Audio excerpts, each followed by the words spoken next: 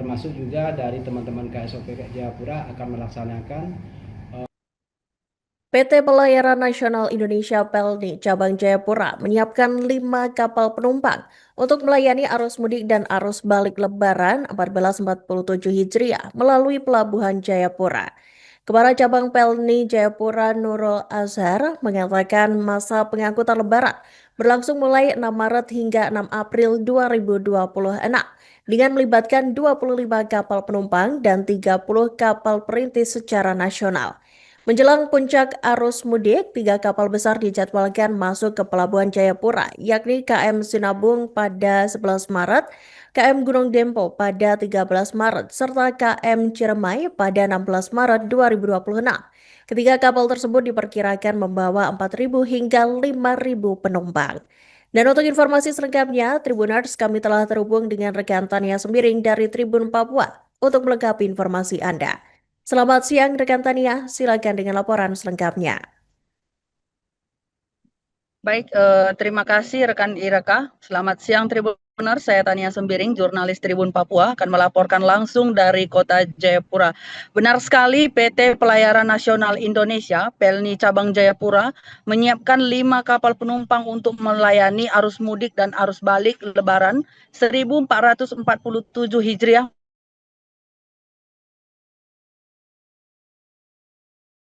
Melapura Nurul Azhar menjelaskan saat kami wawancarai di ruang kerjanya, masa angkutan lebaran berlangsung mulai 6 Maret hingga 6 April 2026 dengan melibatkan 25 kapal penumpang dan 30 kapal perintis secara nasional. Dari 5 kapal penumpang ini, 3 kapal perintis akan melayani rute Jayapura. Menjelang puncak arus mudik, 3 kapal besar dijadwalkan masuk ke Pelabuhan Jayapura, yakni KM Sinabung pada 11 Maret, KM Gunung Dempo pada 13 Maret, serta KM Ciremai pada 16 Maret 2026. Ketiga kapal tersebut diperkirakan membawa 4.000 hingga 5.000 penumpang. Secara keseluruhan, pergerakan penumpang selama periode angkutan Lebaran dan menuju Jayapura diperkirakan mencapai 10.000 hingga 12.000 orang. Untuk memastikan kelancaran operasional, PELNI bersama Kementerian Perhubungan dan Kantor Kesyah Bandaraan serta Otoritas Pelabuhan Jayapura mendirikan posko terpadu. Selain itu, seluruh kapal yang beroperasi telah menjalani pemeriksaan kelayakan atau rem cek oleh regulator sehingga keselamatan pelayaran tetap terjamin. Demi kenyamanan penumpang, saat ini PT PELNI juga sudah menyediakan fasilitas lengkap seperti mini teater, ruang laktasi, musola, kafe, serta layanan wifi. Selama bulan Ramadan, layanan makan disesuaikan dengan menyediakan menu sahur dan berbuka puasa. Penumpang juga dapat meningkatkan layanan dari kelas ekonomi ke kelas premium maupun kelas plus sesuai ketersediaan kabin. Sebagai stimulus ekonomi, PELNI memberikan potongan harga tiket sebesar 30% dan tarif dasar untuk periode keberangkatan 11 Maret hingga 5 April 2026. Nurul Azhar berharap kebijakan ini membantu masyarakat melakukan perjalanan mudik dengan biaya yang lebih terjangkau. Ia juga menegaskan seluruh tempat tidur di kapal tidak dipungut biaya tambahan bagi penumpang yang telah melakukan pembelian tiket resmi. Sekian rekan Iraka laporan yang dapat saya sampaikan dari kota Jayapura, kembali ke studio. Ini baru pertanyaannya ataupun nanti perkembangan. Seperti yang sudah disampaikan oleh Mbak Caca, PELNI sendiri telah menetapkan peak season Lebaran tahun 2026 1447 Hijriah mulai tanggal 6 Maret sampai dengan 6 April.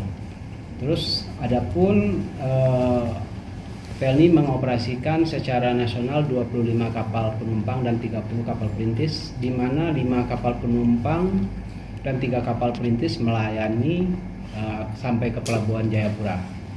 Nah, itu untuk untuk armada yang sudah disiapkan sama PT PELNI.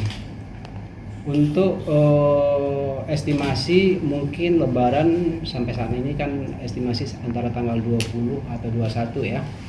Jadi sebelum puncak Lebaran ada 3 kapal kita yang akan memasuki Pelabuhan Jayapura di tanggal 11 Sinabung, tanggal 13 Gunung Dempo, dan terakhir sebelum Lebaran ada KM Ciremai di tanggal 16. Nah, jadi kalau Bapak teman-teman media, itulah puncak nanti lebaran di angkutan lebaran di Pelabuhan Jayapura.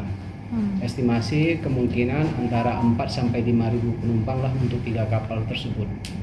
Nah, jadi kalau di samping yang sudah sampaikan dari Mbak Caca, sebetulnya untuk monitoring itu PELNI sendiri ada monitoring di operation room-nya kantor pusat PELNI. Biasanya juga akan ada operation room atau monitoring di Kementerian Perhubungan. Termasuk juga dari teman-teman KSOP Jayapura akan melaksanakan pos anglep. Nah, itu mungkin kami belum dapat informasi kapan pembukaannya. Mungkin teman-teman media udah ada bocoran dari teman-teman KSOP. Pada prinsipnya nanti biasanya kami sebagai operator akan diundang untuk melaksanakan pembukaan posko. Biasanya posko PELNI lebih panjang dibanding posko perhubungan. Nah, jadi untuk PELNI Jayapura sendiri ataupun angkutan dari Pelabuhan Jayapura, estimasi penumpang selama peak seasonnya PELNI itu kurang lebih antara 10 sampai 12 ribuan penumpang. Karena dari tanggal 6 sampai ke tanggal 6 lagi. Sementara untuk persiapan sama seperti tahun-tahun sebelumnya, kapal sudah melakukan ram check yang dilaksanakan oleh teman-teman kementerian.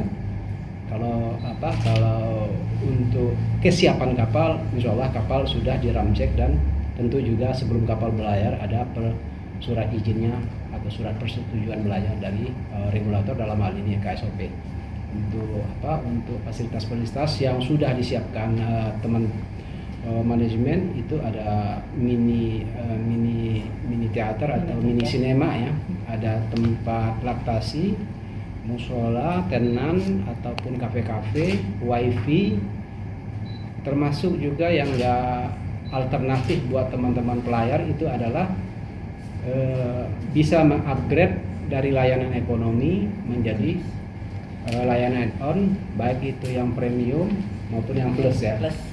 Kecuali kalau kapalnya Sinabung itu memang masih ada kamar kelas yang bisa langsung dibeli kamar kelasnya. 4 kapal yang lain itu harus membeli tiket ekonomi dan bisa di-upgrade. Ini pilihan teman-teman.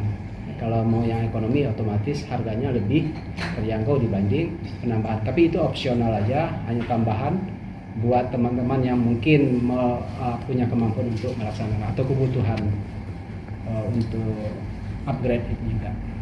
Jadi kalau untuk komunikasi juga di kapal juga ada wifi. Jadi nggak kayak dulu lagi layarnya. Jadi sekarang bisa berkomunikasi selama pelayaran.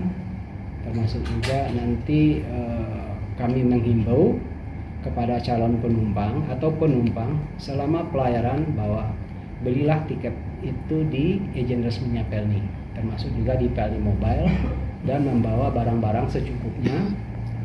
Jangan membawa barang melebihi, karena nanti repot sendiri, karena penumpangnya walaupun lonjakannya tidak terlalu signifikan tapi kan tetap membawa barang-barang dalam jumlah banyak, tingkat kesulitannya lebih. Dan kami himbau kepada penumpang untuk tidak membawa barang-barang yang dilarang, baik itu barang yang mudah terbakar, binatang-binatang atau hewan yang dilindungi, termasuk juga senjata-senjata tajam. Nah, kemudian kami harapkan juga penumpang untuk mengikuti kaedah-kaedah atau peraturan-peraturan yang